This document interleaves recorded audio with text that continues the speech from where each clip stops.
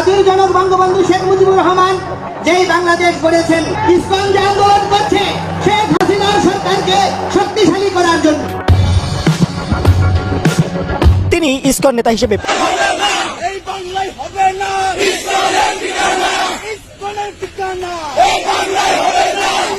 দেখুন, আমরা আমাদের জায়গা থেকে একটা কথা স্পষ্ট করে বলতে চাই, ইসকন এমনই একটি দল, আপনি চাইলেও এটাকে গোড়ার থেকে উঠানো ফেলা সম্ভব না।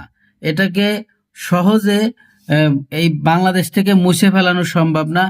এই ইসকন জড়িয়ে আছিল ছাত্রলীগের সাথে, বাংলাদেশ সাবেক প্রধানমন্ত্রী শেখ হাসিনার সাথে। আর এই শেখ হাসিনাই ইন্ধন দিয়ে এই ছাত্রলীগ এবং ইসকনকে পাইলে পুষে বড় করেছে।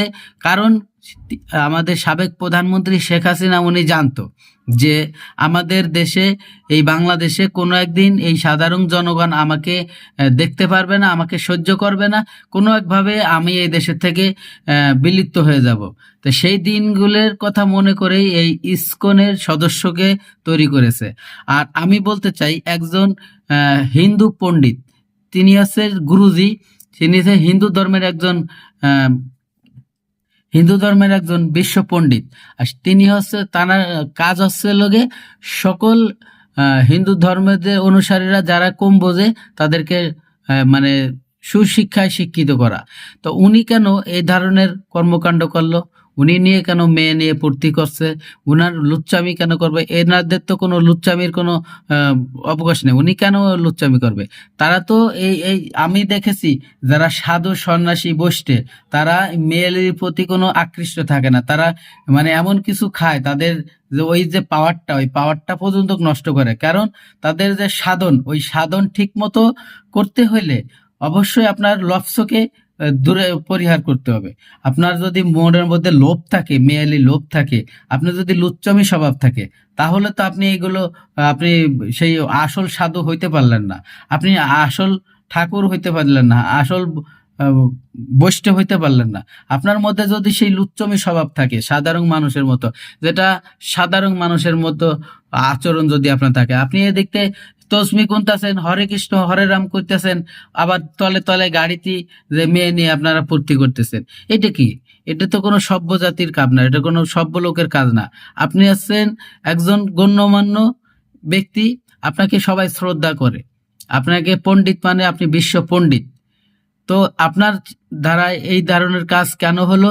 আর আমাদের বর্তমান অন্তর্বর্তীকালের সরকারের আমলে যে পুলিশ প্রশাসন, তাদেরকে বলা হয়েছে যে ইসকনের, অর্থাৎ যারা এই দেশ নিয়ে ষড়যন্ত্র করেছে, যারা সন্ত্রাসী কাজে লিপ্ত হয়েছে, যেমন বিগত দিনে আমরা দেখেছি জামাত শিবির যারা করেছে, জামাত ইসলামের অনেক আমিরকে ধরা হয়েছে, তারা জঙ্গি সংগঠনে ছিল, জড়িত ছিল, তাদের বিচার এই দেশে হয়েছে। তাই ইসকন যদি কোনো অপরাধ করে, অবশ্যই তাদের বিচার এই দেশে হবে। তো তারা এখন যারা অপরাধী তাদেরকে পুলিশ ধরতেছে, তো এখন আপনাদেরকে কেন জ্বলতেছে? তো চলুন সে আরো বিস্তারিত ভিডিওটি দেখি। এই বাংলায় হবে না ইসকনের ঠিকানা, ইসকনের ঠিকানা এই বাংলায় হবে না। ইসকনের চামড়া তুলে নেব আমরা, তুলে নেব আমরা, ইসকনের চামড়া, ইসকনের দালালেরা হুঁশিয়ার সাবধান, হুঁশিয়ার সাবধান। এই বাংলাদেশের মুসলমান যারা রয়েছে, শান্তিপ্রিয় মুসলমান, এই বাংলাদেশের মুসলমান যারা রয়েছে, তারা আসলে তারা যেমন নিজেদের ধর্মের প্রতি তাদের সহানুভূতি রয়েছে, অন্যান্য ধর্মের যারা রয়েছে তাদের প্রতিও তাদের সহানুভূতি রয়েছে। কিন্তু এই সহানুভূতিকে ব্যবহার করে কেউ যদি নিজেদের ওই ভারতে বসা চক্রান্ত, যারা মাসের 30 দিনের 25 দিন দেহটা নিয়ে এই বাংলাদেশে বসে থাকে আর বাকি 5 দিন মনটা নিয়ে ভারতে যায়, সেখানে চক্রান্ত করে এবং সেই চক্রান্তের এক্সিকিউশন এই বাংলাদেশে এসে ঘটায়, সে সকল উগ্রবাদী হিন্দুদেরকে প্রতিহত করার জন্য আমাদের মনে বিন্দুমাত্র সহানুভূতি থাকবে না। আমরা আমাদের জায়গা থেকে স্পষ্ট করে বলতে চাই, আমরা অনেক সহ্য করেছি, আমরা আমাদের জায়গা থেকে সর্বোচ্চ উদারতা দেখিয়েছি। আমরা দেখেছি এই অভ্যুত্থানের পূর্বে কারা কতটুকু এই অভ্যুত্থানকে সমর্থন করেছিল আমরা দেখেছি। এই বাংলাদেশ থেকে শেখ হাসিনা পালিয়ে যাওয়ার পরে কাদের মন সবচেয়ে বেশি খারাপ হয়েছে আমরা আমাদের জায়গা থেকে স্পষ্ট দেখেছি। যখন এই বাংলাদেশে অভ্যুত্থান পরবর্তী সময় একটি অস্থিতিশীল পরিবেশ হওয়ার কথা ছিল, তখন কিভাবে আমাদের এই মাদ্রাসার ভাইরা ওই মন্দিরে গিয়ে পাহারা দিয়েছে, কিভাবে 5ই আগস্ট রাতে সারা রাত ওই মন্দির পাহারা দিয়ে সকালে ফজরের নামাজ তার সামনে রাস্তায় পড়েছে। সেখানে এই সহানুভূতিকে কেউ যদি প্রশ্রয় হিসাবে দেখে, আমরা স্পষ্ট করে বলে দিতে চাই, শুধু অন্তর্বর্তীকালীন সরকার নয়, বৈষম্য বিরোধী ছাত্র আন্দোলন নয়, জাতীয় নাগরিক কমিটি নয়, পুরো বাংলাদেশ একসাথে এই সকল উগ্রপন্থীদেরকে প্রতিহত করবে। আমরা আমাদের জায়গা থেকে স্পষ্ট করে বলতে চাই, এসব ইসকনের নামে যেসব উগ্রপন্থীরা বিগত 16 বছরে অসংখ্য অপকর্ম ঘটিয়েছে, ফ্যাসিস্ট আওয়ামী লীগ এ সকল অপকর্মকে মানুষের সামনে আসতে দেয়নি। তারা ইসকনের এই সকল অপকর্মকে মদত দিয়েছে, প্রশ্রয় দিয়েছে, আশ্রয় দিয়েছে, লুকিয়ে রেখেছে। কিন্তু তাদের চরিত্র কি, তারা কিভাবে মানুষকে জবাই করে, এই দৃশ্য আমরা গতকালকে দেখেছি। আমরা আমাদের জায়গা থেকে স্পষ্ট করে বলতে চাই, বাংলাদেশের মানুষ যেমন সকল ধর্মের প্রতি সহানুভূতিশীল, একইভাবে সকল উগ্রবাদীদের বিপক্ষে তাদের রক্ত গরম হয়ে সর্বোচ্চ অবস্থানে যেতে, তাদের বিরুদ্ধে দাঁড়াতে, তাদের প্রতিহত করতে বিন্দুমাত্র দ্বিধা করবে না। আমরা আমাদের জায়গা থেকে সরকারকে স্পষ্ট করে বলতে চাই, যারা আমার ভাইকে হত্যা করেছে তাদেরকে যদি গ্রেফতার করে দৃষ্টান্তমূলক শাস্তি না দেওয়া হয়, তাহলে পুরো বাংলাদেশের এই যে ছাত্র জনতা একসাথে সরকারের বিরুদ্ধে তাদের জায়গা থেকে প্রতিবাদ জানাবে। আমরা আমাদের জায়গা থেকে বলে দিতে চাই, যদি এই ক্ষেত্রে দৃষ্টান্তমূলক শাস্তি না হয়, তাহলে এটি হবে সরকারের বিচার ব্যবস্থার ক্ষেত্রে অন্যতম একটি ব্যর্থতা। আমাদের জায়গা থেকে স্পষ্ট কথা, এই যারা ইসকন নামের, যারা এই উগ্রপন্থী একটি মনোভাব বাংলাদেশে ছড়াচ্ছে, হিন্দুত্ববাদী মনোভাব বাংলাদেশে ছড়াচ্ছে, তাদেরকে অবিলম্বে নিষিদ্ধ করে বাংলাদেশের স্থিতিশীলতার জন্য। হিন্দুত্ববাদের বিরুদ্ধে এত সরব, অনেকেই হিন্দু ধর্ম আর হিন্দুত্ববাদ এই দুটো জিনিসকে গুলিয়ে ফেলেন। তাই আজকের আলোচনা হিন্দু ধর্ম, হিন্দুত্ববাদ আর হিন্দুত্ববাদের বিপদ নিয়ে আলোচনা করব। হিন্দুত্ব বিজেপির রাজনৈতিক দর্শন বা গাইডিং ফিলোসফি বলতে পারে। হিন্দু ধর্ম একটা মহান ধর্ম, ভেরি ইনক্লুসিভ, বৈচিত্র্য ভরপুর। এই ধর্ম বলে সব ধর্মই নদীর মতো, যা সব বিশ্বাসী মনকে নদীর মতো বয়ে নিয়ে সেই সৃষ্টিকর্তার অসীম মহাসাগরে ফেলে। তুমি কোন পথে যাচ্ছ তার চাইতে গুরুত্বপূর্ণ হচ্ছে তুমি সেই মঞ্জিলে পৌঁছচ্ছ কিনা। রামকৃষ্ণ পরমহংসদেব, তিনি হিন্দু, ইসলাম, খ্রিস্টান ধর্ম মতে সাধনা করেছিলেন। অবাক বিষয় হচ্ছে তিনি একজন মুসলমানের জীবন যাপন করেছেন, তিনি নামাজ পড়েছেন, রোজা রেখেছেন, এবং তারপরে তার উপলব্ধি হয়েছিল যত মত তত পথ। প্রত্যেকটি ধর্ম পরম স্রষ্টার কাছে পৌঁছায়। তিনি বলেছিলেন, কোন ধর্মকে অশ্রদ্ধা বা ঘৃণার চোখে দেখতে নেই।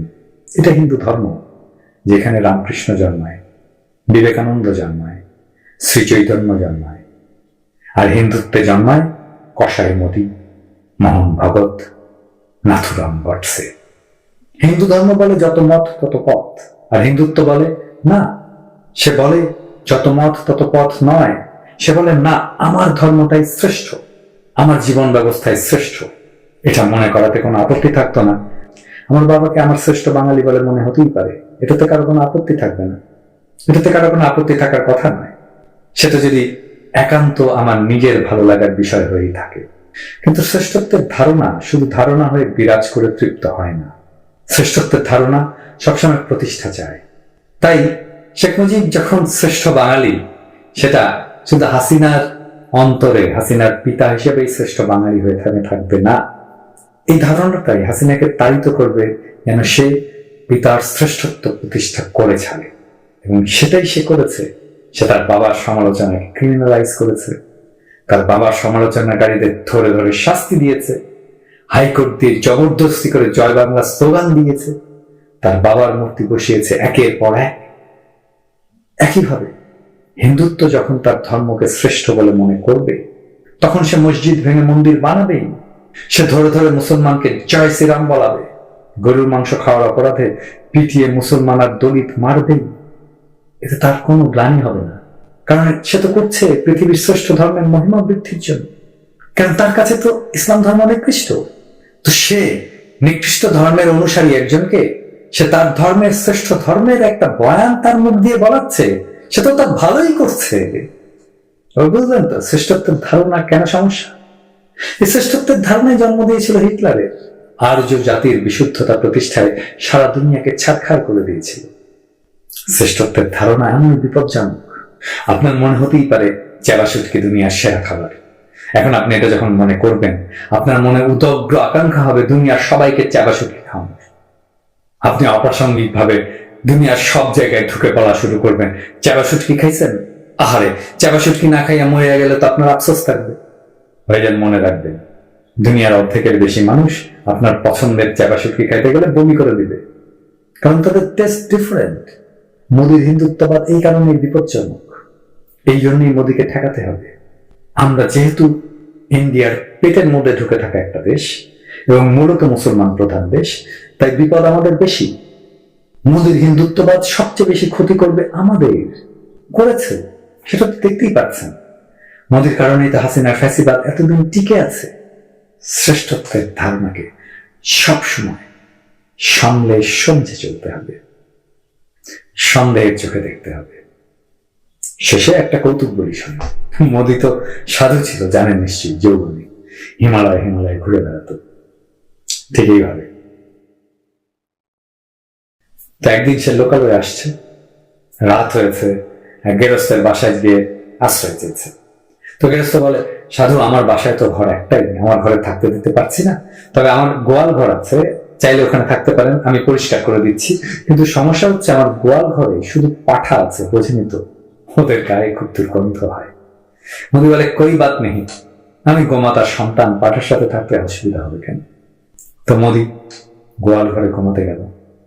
তো সকালে গেরস্ত উঠে দেখে মোদী আরামে ঘুমাচ্ছে, কিন্তু গোয়াল ঘর ফাঁকা। সব পাঠা মোদীর দুর্গন্ধে দড়ি দড়ি ছিঁড়ে পালাইছে।